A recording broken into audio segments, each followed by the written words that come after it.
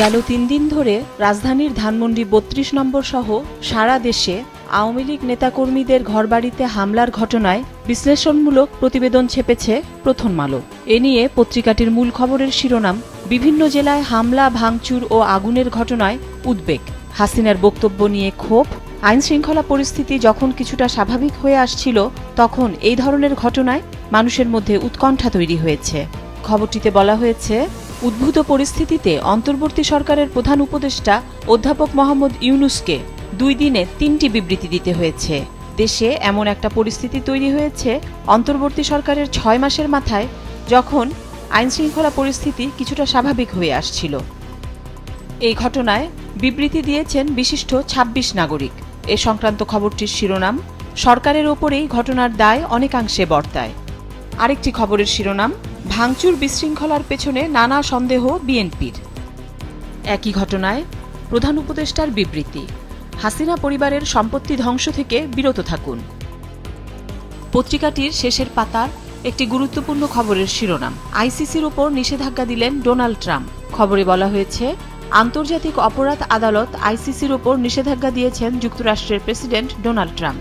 আদালতটির যেসব কর্মকর্তা যুক্তরাষ্ট্রের নাগরিক এবং ইসরায়েলের মতো মিত্রদেশের বিরুদ্ধে তদন্ত করছেন, তারাই মূলত এই নিষেধাজ্ঞার আওতায় পড়বেন। গত বৃহস্পতিবার এই সংক্রান্ত একটি নির্বাহী আদেশ জারি করেন ট্রাম্প। সমকালের প্রধান শিরোনাম, রপ্তানি রেমিটেন্স ছাড়া সবকিছুতেই অস্বস্তি, সরকারের 6 মাস। খবরটিতে বলা হয়েছে, গণ অভ্যুত্থানে সাবেক শেখ হাসিনা সরকারের পতনের পর গঠিত অন্তর্বর্তী সরকারের 6 মাসে স্বাভাবিক হয়নি জনজীবন। আইনশৃঙ্খলা পরিস্থিতির উন্নতি নেই, মূল্যস্ফীতি আগের মাসগুলোর তুলনায় সামান্য কমলেও দ্রব্যমূল্যের ঊর্ধ্বগতি সাধারণ মানুষকে ভোগাচ্ছে। গত 6 মাসে অন্তত 150 আন্দোলন হয়েছে। যৌক্তিক অযৌক্তিক দাবি নিয়ে সড়ক বন্ধ করে আন্দোলন সাধারণ মানুষকে ভোগালেও তা নিরসনে তাৎক্ষণিক পদক্ষেপ দেখা যাচ্ছে না। পত্রিকাটির আরেকটি খবর, চলমান নৈরাজ্যকর পরিস্থিতি সমর্থন করে না বিএনপি, স্থায়ী কমিটির বৈঠক, নির্বাচন প্রলম্বিত করার ষড়যন্ত্র, পরিস্থিতি সামাল দিতে ব্যর্থ সরকার। প্রধান উপদেষ্টার সঙ্গে দলটি সোমবার সাক্ষাৎ করবে বলেও জানিয়েছে। পত্রিকাটির আরেকটি খবরের শিরোনাম, আওয়ামী লীগ নিষিদ্ধে সরকার শিগগিরই পদক্ষেপ নেবে, উপদেষ্টা আসিফ মাহমুদ। খবরটিতে বলা হয়েছে, ছাত্র জনতার অভ্যুত্থানে ক্ষমতাচ্যুত আওয়ামী লীগ নিষিদ্ধে অন্তর্বর্তী সরকার শিগগির পদক্ষেপ নেবে বলে জানিয়েছেন স্থানীয় সরকার, পল্লী উন্নয়ন ও সমবায় উপদেষ্টা আসিফ মাহমুদ সজীব ভুঁইয়া। তিনি বলেন, বিচারিক প্রক্রিয়া ছাড়াও নির্বাহী আদেশে সরকার যে কোনো দলের বিরুদ্ধে ব্যবস্থা নিতে পারে, তবে নিষিদ্ধের বিষয়ে আইনি কাঠামো কী হবে সরকার এখনও সে ব্যাপারে সিদ্ধান্ত নেয়নি। ধানমন্ডি ৩২ নম্বরে ভাঙচুর নিয়ে যুগান্তরের প্রধান শিরোনাম, ধ্বংসস্তূপে দাঁড়িয়েও ক্ষোভ। ধানমন্ডি ৩২ নম্বরে উৎসুক জনতার ভিড়। 18 জেলায় আওয়ামী লীগের 25 নেতার বাসাবাড়ি, 8টি দলীয় কার্যালয় ও শেখ মুজিবের 11 মুরাল ভাঙচুর, আগুন। শেখ সেলিমের বনানীর বাসায় অগ্নিসংযোগ, নোয়াখালীতে মঈন ইউ আহমেদ ও সোনাগাজীতে মাসুদ চৌধুরীর বাড়িতে হামলা। শেখ হাসিনার বক্তব্য ঘিরে বিবৃতি দিয়েছে ভারত। এ নিয়ে পত্রিকাটির শিরোনাম, শেখ হাসিনার বক্তব্যের জন্য ভারত দায়ী নয়, রণধীর জয়সওয়াল। খবরটিতে বলা হয়েছে, ভারতের পররাষ্ট্র মন্ত্রণালয়ের মুখপাত্র রণধীর জয়সওয়াল বলেছেন, বাংলাদেশের সাবেক প্রধানমন্ত্রী শেখ হাসিনার দেওয়া বক্তব্য একান্তই তার ব্যক্তিগত, এর জন্য ভারত দায়ী নয়। শুক্রবার দিল্লিতে নিযুক্ত বাংলাদেশের ভারপ্রাপ্ত হাইকমিশনার মোহাম্মদ নুরুল ইসলামের সঙ্গে বৈঠকের পর সাপ্তাহিক প্রেস ব্রিফিংয়ে তিনি এই কথা বলেন। অন্তর্বর্তী সরকারের 6 মাস পূর্ণ হল আজ।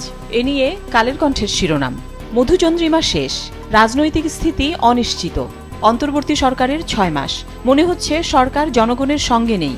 বিএনপি, সরকারের পরিকল্পনা কাজে দিচ্ছে না। ইসলামী আন্দোলন, সরকার টিকে আছে, এটাই বড় সাফল্য। গণতন্ত্র মঞ্চ, সার্বিক পরিস্থিতি জটিল হচ্ছে। বাম গণতান্ত্রিক জোট, সংস্কার সহ নানা পদক্ষেপে অগ্রগতি। জাতীয় নাগরিক কমিটি। পত্রিকাটির আরেকটি খবরের শিরোনাম, দ্রুত নির্বাচনের দিকেই যাচ্ছে সরকার। সারা দেশে ভাঙচুর সহিংসতা নিয়ে খবর ছেপেছে দেশ রূপান্তর। এ নিয়ে বেশ কয়েকটি শিরোনাম, দায়িত্বশীল হওয়ার আহ্বান প্রধান উপদেষ্টার, বিবৃতি নয় সরকারের কার্যকর ভূমিকা চায় টিআইবি। 5 ও 6 ফেব্রুয়ারির ঘটনায় 26 নাগরিকের বিবৃতি, আওয়ামী লীগের আরও 12 নেতার বাড়িতে ভাঙচুর, আগুন। পত্রিকাটির আরেকটি খবরের শিরোনাম, সংস্কার নির্বাচনের দিকে সরকার। ঐক্য ধরে রাখা বড় চ্যালেঞ্জ। অন্তর্বর্তী সরকারের 6 মাস। গণ অভ্যুত্থানে পরোক্ষভাবে জড়িতদের অনেকেই আশাহত। সংস্কার ও গ্রহণযোগ্য নির্বাচন নিয়েও সংশয়। সুশাসন প্রতিষ্ঠার পাশাপাশি দ্রব্যমূল্য নিয়ন্ত্রণ করা বড় দায়িত্ব। সিপিডি। দৈনিক কালবেলার শিরোনাম, বছরের শেষ দিকে নির্বাচন হতে পারে। প্রধান উপদেষ্টা। চলতি বছরের শেষ দিকে জাতীয় সংসদ নির্বাচন হতে পারে বলে জানিয়েছেন অন্তর্বর্তী সরকারের প্রধান উপদেষ্টা ডক্টর মোহাম্মদ ইউনূস। জাপানের রাষ্ট্রীয় টেলিভিশন চ্যানেল NHK-কে গত বুধবার দেওয়া এক সাক্ষাৎকারে তিনি এই কথা জানান। পাশাপাশি তিনি কিভাবে দেশ পুনর্গঠনের পরিকল্পনা করছেন সে কথাও বলেন সাক্ষাৎকারে। পত্রিকাটির শেষের পাতার একটি গুরুত্বপূর্ণ খবরের শিরোনাম, 30,000 শিক্ষক কর্মচারীর বেতন ভাতা আটকে আছে। তথ্যের গরমিল। খবরটিতে বলা হয়েছে, নামের বানান, জন্ম তারিখ, ব্যাংক হিসাবে তথ্যের গরমিল সহ নানা অসঙ্গতিতে EFTর তথ্যভাণ্ডার হালনাগাদ হচ্ছে না। তাই EFTর মাধ্যমে স্বয়ংক্রিয়ভাবে বেতন ভাতা দেওয়ার উদ্যোগ পুরোপুরি বাস্তবায়ন করা সম্ভব হচ্ছে না। বাংলাদেশ প্রতিদিনের প্রধান শিরোনাম, সময়ের সঙ্গে বেড়েছে চ্যালেঞ্জ। অন্তর্বর্তী সরকারের 6 মাস। অগ্রগতি, গণহত্যার বিচার, সংস্কার প্রতিবেদন। আর অবনতি, অর্থনৈতিক ব্যবস্থা, আইনশৃঙ্খলা পরিস্থিতি। পত্রিকাটির আরেকটি খবরের শিরোনাম, ঐকমত্য সরকার প্রক্রিয়া শুরু, থাকবে রাজনৈতিক দল ও গ্রহণযোগ্য ব্যক্তিত্ব। বিপিএল নিয়ে আজকের পত্রিকার শিরোনাম, বিপিএল এর ট্রফি এবারও বরিশালের। মিরপুর শেরেবাংলা স্টেডিয়ামে অনুষ্ঠিত গতকালের ফাইনালে চিটাগাং কিংসকে 3 উইকেটে হারিয়ে এবারও বিপিএল এর ট্রফি উঠে গেল লঞ্চে।